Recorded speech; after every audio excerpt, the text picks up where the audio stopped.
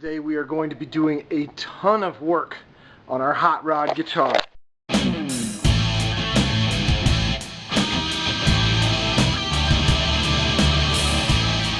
This is the metal guitar you want to shred. This is it. This is a Kramer American Stagemaster Deluxe 2. Gold hardware, ebony fretboard, custom inlaid, neck through body, stained, not painted. That's right, those are mahogany sides with a maple neck.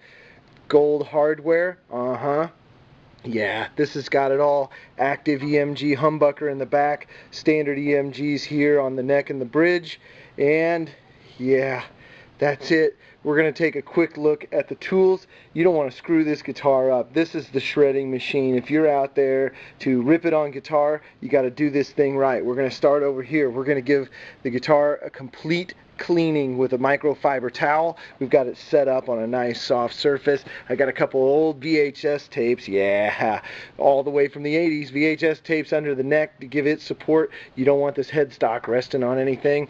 We've got our tuner over here. We're going to set intonation. I've got a whole new set of saddles for back here. That's going to be a fun little replacement. So we're going to replace those. We're going to set the intonation. We're going to do a little truss rod adjustment. We got all of our Allen wrenches here for that. I've got a 3mm Allen wrench, a 2.5mm Allen wrench, a Phillips head screwdriver, a capo. You're going to see why we need that when we do the truss rod adjustment.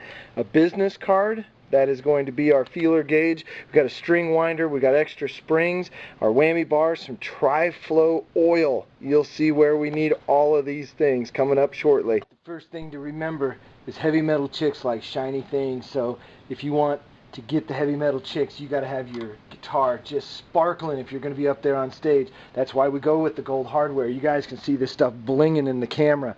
On stage, 1,000 times better. So get your microfiber cloth, get in all those little spaces and clean this guitar like no tomorrow. Be sure to get in every single fret.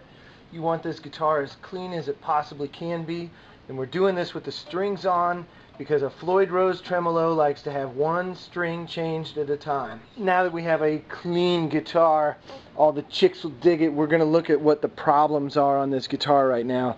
First things first, the action is way too high. I don't know if you guys can see that, but it's way too high for shredding, dude. We got to have this thing right next to the fretboard. You know, if I was really going to shred, we'd scalp out these frets, but we're not going to do that today. We're just going to lower this action. The other thing is we've got a little bow in the neck, so if I hold down on 24 and I hold down on 1, there's a pretty decent gap there at like 9 and 12. You want about the thickness of your business card. That's what you want in there, and we have way more than that. The other thing we're going to do, some bozo ass luthier a while back, I took my guitar in, so let this be a lesson. Don't let anybody work on your axe that doesn't know what the hell they're doing. I had him block the tremolo, and I had him replace this saddle. He replaced this saddle with the wrong size saddle. There are 3 different kinds of Floyd Rose tremolo saddles. If you flip them over, there's dots on them. That's got 1 dot, that's got 2 dots, that's got 3.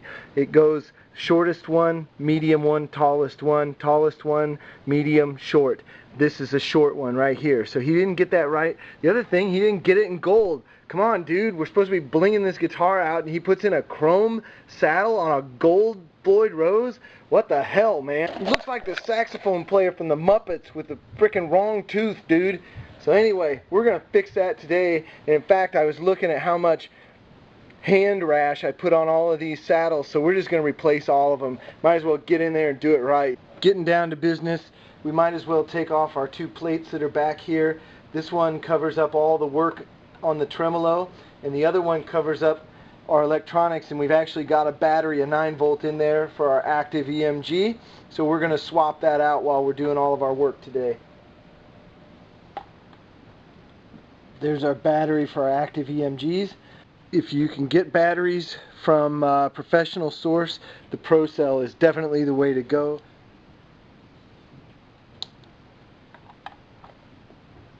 Two things while we're back here. We'll look at the way these springs are and the adjustments back here, and then we'll also look at this screwed up deal here, man. So this all happened before this guitar found its way into my life. Somebody apparently lost the back plate here, got a replacement back plate that isn't the right back plate, and drilled new holes for new screws and sort of I don't know, they just ruined the perfection of this guitar. Again, don't screw up your guitars, man. Do it right. If you can't find the right part, get the right part, because these guitars, especially this one, this is a high-end Kramer. It was in 1987. It was almost a $1,500 guitar, brand new. So it's right up there in terms of Les Paul, that kind of action, as far as how good of a guitar it was when it was being sold. And if you're playing the metal, you can't buy these anymore. They don't even make these, and some guy screwed up the holes. Don't do that. Well, also look here. We have the 2 adjustment screws for the tremolo. So when it's floating up here we go, we're going to flip it over. It's floating here, and you can see this piece, this plate is level with the body of the guitar. And those springs help you pull that into level, so it's a back and forth between tuning the strings and putting tension on those springs. Now we're going to get it tuned up and see what our string tension is. So I'm just going to remove these lockers up here. So this is our 3mm, and I'm just using the T-wrench because it's faster to use a bigger tool. I've got the guitar perfectly in tune, and we're sloped down here, and so I'm adjusting the spring tension on the back. So anytime you change gauge of strings or you change tuning, so this is going to be an 09. That's the strings I like, the nice thin ones, so you can play up here on the Twinkie strings and shred, make the kind of noises. So I like those. It's going to be in standard E tuning. So anytime you do any kind of change like that, you got to reset this up so that it's in balance. So we're tuned in E. We're on the back now, and I have to loosen these springs. I hope you guys can see that. We're going to be going back and forth here, guys. So we'll flip us over, and we're going to go in quarter turn segments. So quarter, half, quarter, half. And we're going to take a peek at it, see if it's close. We need to come out more. We'll do the same thing, quarter, half, quarter, half. And there are people who will tell you, you know, you can measure that and all that kind of crap, and you can. We're going to do one more here, and then we're going to tune up and see where we are. So quarter, half, quarter, half.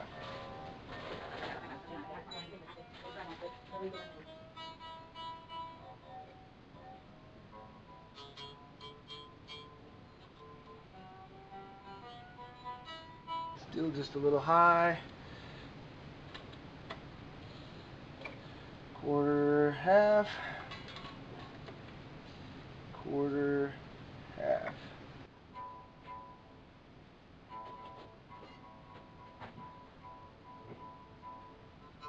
We are in tune.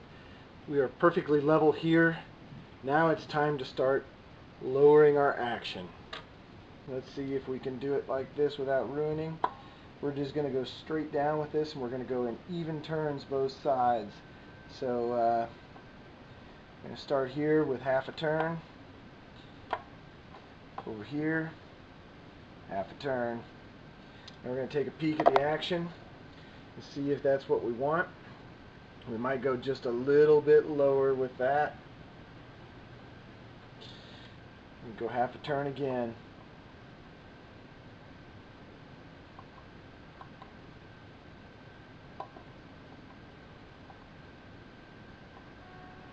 Now I'm going to have to play that just a little bit, see if that's where I want my action. If not, we'll bring it up. Once we get it set, we'll come back and get it all tuned up. We got our action set. You can see I turned this back just a little bit, brought it up just a tick. We're testing every note.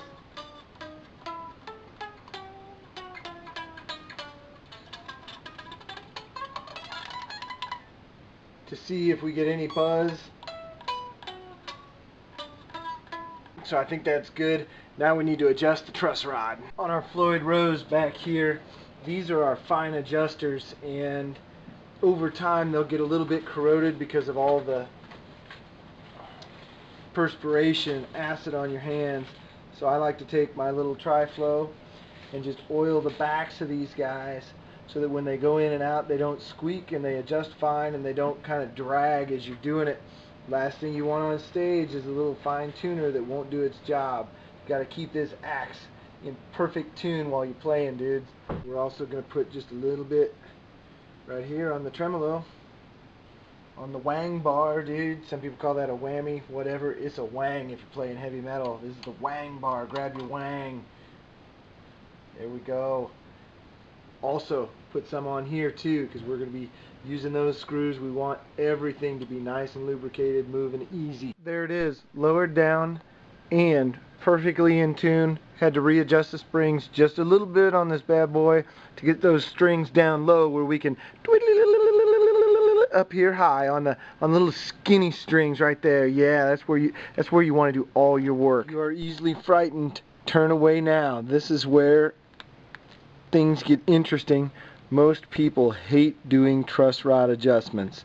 First thing we're going to do is we're going to take off our little cover here. We're going to put our screws to the side and expose the truss rod. How do you know if your truss rod needs to be adjusted? Well, what we're doing here is we're putting a capo on the first fret, and that's going to hold this string down. We're going to hold down here. You can either hold on the 24th or whatever your last fret is. You can either hold that down or go just past it. The string will make a perfectly straight line. Then we're going to look at the gap. Some people look at the gap at the 9th fret, some people look at the 12th fret, but what you're looking for is about a credit card thickness in terms of gap. We've got way more than that, so that means the neck is cupped down. This is the low point.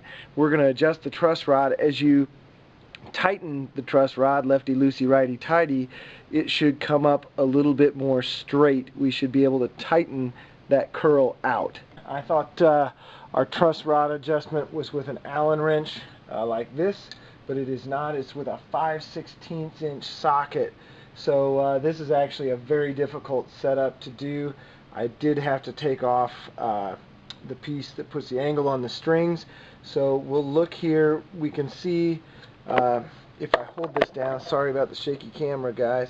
If I hold that guy down, we're looking for about a credit card's width. I'm going to have to put it in this way. About a credit card's width. We're going to go at the 9th fret there. So I'm just going to let this credit card sit, and we'll watch the string come down. So, oops, I'm going the wrong way. We want to, yeah, we want to come up this way. And you know, there's some serious tension going on here. So as we tighten this, you'll see that credit card's going to get a little bit tighter in there, making some noise.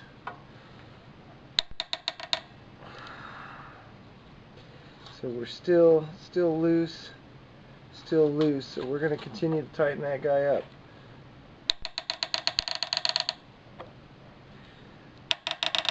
Just a little bit more.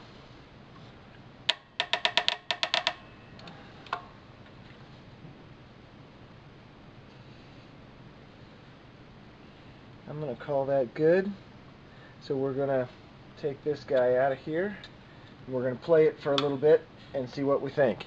This whole thing is a balancing act. So when I got my 6th string here adjusted really well, the bottom gap on string number 1 was too small. So we've been going back and forth here, and I mean, you could hear how much noise that neck was making, so I make sure to sort of exercise the neck as we go, you know. But it is a hell of a lot flatter than it was. It was really badly cupped, and it's still playing good on the top strings up here where we need to make all of our magic. We'll move on. In order to adjust this truss rod, I had to remove this string tensioner. When you put this string tensioner back, the purpose of this string tensioner is to put tension right back here at the back of the nut.